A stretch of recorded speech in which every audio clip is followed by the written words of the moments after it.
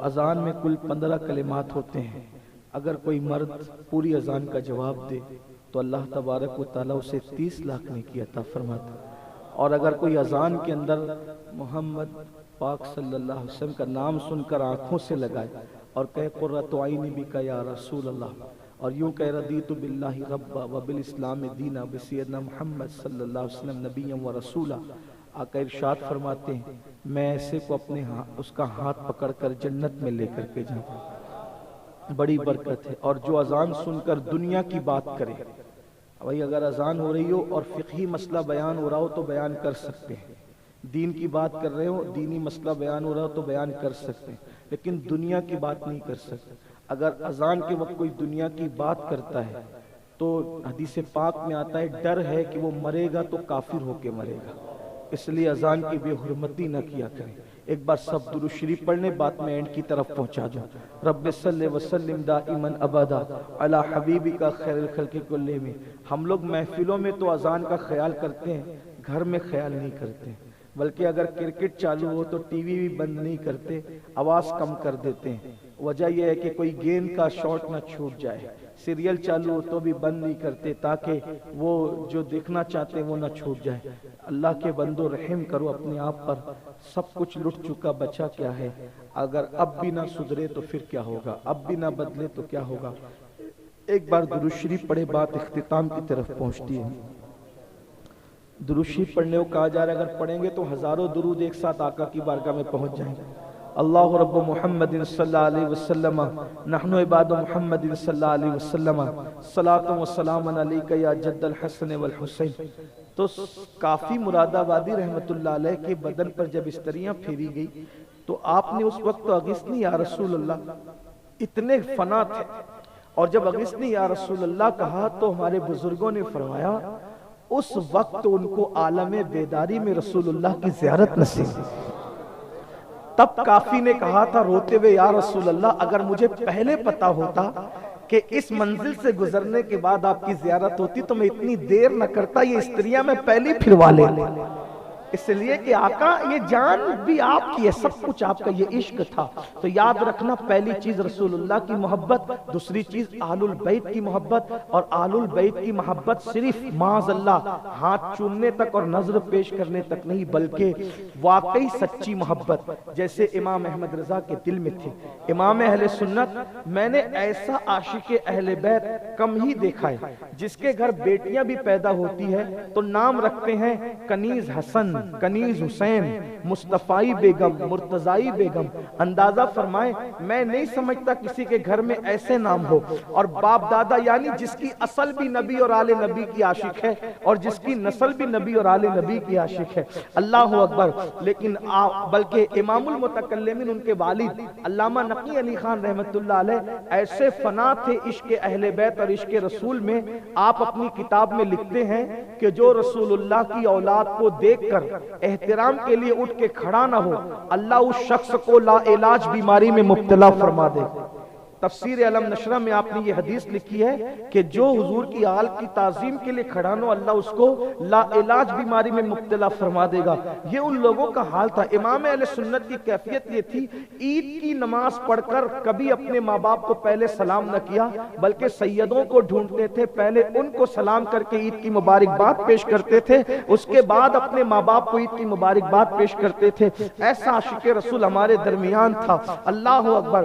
تھا کیا بلکہ ہے. اللہ اکبر. اور ان کے عشق نے ان کو بہت بلند کر دیا، اتنا بلند کیا کہ آج ان کا نام سنیت کی پہچان بن گیا.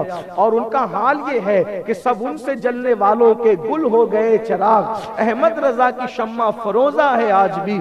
تو لیکن ایک بات میں عرض کروں، اس میں ایک جملہ ضرور ایڈ کروں گا، لیکن اہل بیت کی محبت کے نام پر کسی صحابی کی توہین نہیں کی جا سکتی، کسی صحابی کی بے ادبی نہیں کی جا سکتی. یاد رکھنا اور اچھی طرح یاد یاد رکھنا، اہل سنت کے نزدیک ایک آنکھ اہل بیت، ایک آنکھ صحابہ، ہم لوگ کانے نہیں ہیں بلکہ دو آنکھ والے ہیں، اور ایک دامن، ایک ہاتھ میں اہل بیت کا دامن، ایک ہاتھ میں صحابہ کا دامن، ہم لوگ لونجے نہیں ہیں بلکہ دو ہاتھ والے ہیں۔ اور میرے امام کہتے ہیں جن کی دو آنکھیں اور دو ہاتھ سلامت ہے پھر ان کا بیڑا بھی پار ہے، کہتے ہیں اہل سنت کا ہے بیڑا پار، اصحاب حضور نجم ہے اور ناؤ ہے، اطرت رسول اللہ کی۔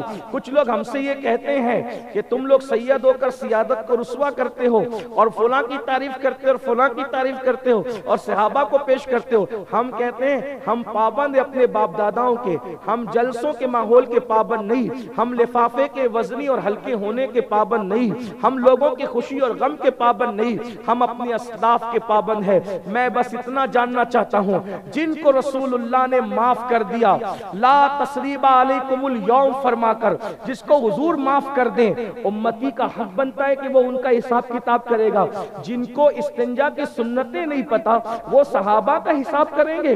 اللہ اکبر۔ اور ایک بات میں آپ سے عرض ضرور کرنا چاہتا ہوں، برا جس کو لگے وہ دو روٹی گھر جا کے زیادہ کھائیں، لیکن بات ہمیں آپ کی رضا کی نہیں اللہ کی رضا کی ہے۔ ایک بات اچھی طرح یاد رکھنا، جو اشارے کنائے میں صحابہ کی گستاخی کرے گا نہ اس کا فرض قبول کیا جائے گا نہ اس کا نفل قبول کیا جائے گا، اس کو اچھی طرح یاد رکھیے گا۔ اور یہ بھی یاد رکھیے گا آقا نے جس کو معاف کر دیا ہے ہم اس کے بارے میں کچھ نہیں کہہ سکتے۔ اب اگر آپ کچھ کہنا چاہتے ہیں تو اس کا مطلب یہ ہے حضور جس کو معاف کر رہے ہیں آپ اس کو معاف نہیں کر رہے ہیں، تو اس کا کیا مطلب ہوا کہ آپ اپنے نبی سے آگے بڑھنا چاہتے ہیں، آپ اپنے نبی پر اپنی مرضی کو مسلط کرنا چاہتے ہیں۔ پھر آپ کہتے ہیں نہیں وہ تو رحمت للعالمین تھے، بالکل وہ رحمت للعالمین تھے، لیکن حضور علیہ الصلوۃ والتسلیم کی مرضی پر اللہ اکبر جب قرآن مقدس جب وہ رضا کا اظہار کرتا ہے تو ہم کون ہوتے ہیں ناراضگی کا اظہار کرنے والے؟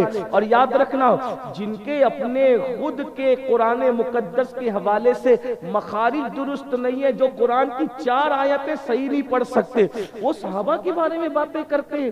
جو صحائے ستہ بھی مخرج سے نہیں کہہ سکتے وہ لوگ صحابہ کے بارے میں باتیں کرتے ہیں۔ نہیں، ایک بات آپ کو کہوں بہت پیاری بات، کہتے ہیں کچھ لوگ کہتے ہیں ہم قادری ہیں پھر بھی ہم ایسا کریں گے، ہم چشتی ہیں پھر بھی ہم ایسا کریں گے۔ میں نے کہا اگر کوئی یہ کہہ دے کہ غوث پاک کے مرید تو بگڑ گئے تھے، غوث پاک کے مرید تو بگڑ گئے تھے، تو یہ علماء بھی میرا ساتھ نہیں دیں گے اور آپ بھی میرا ساتھ نہیں دیں گے۔ اور ویسے مجھے یہ کہنا بھی نہیں ہے کیونکہ میں تو کٹر اور متعصب قسم کا قادری ہوں، ہم تو قادری ایسے ہیں الحمدللہ۔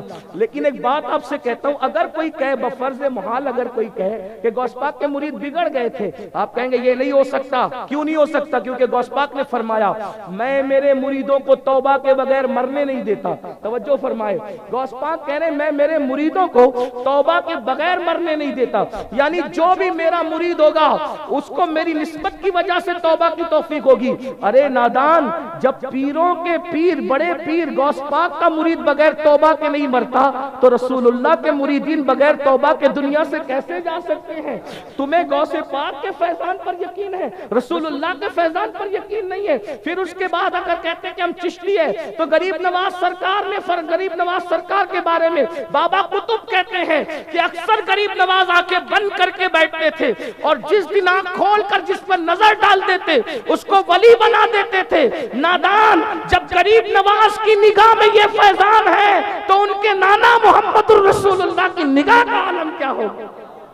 اس لیے منہ کھولنے سے پہلے کچھ سوچا کرو۔ تو اہل البیت کی محبت ہم کو سکھانے کا اور تیسری بات اور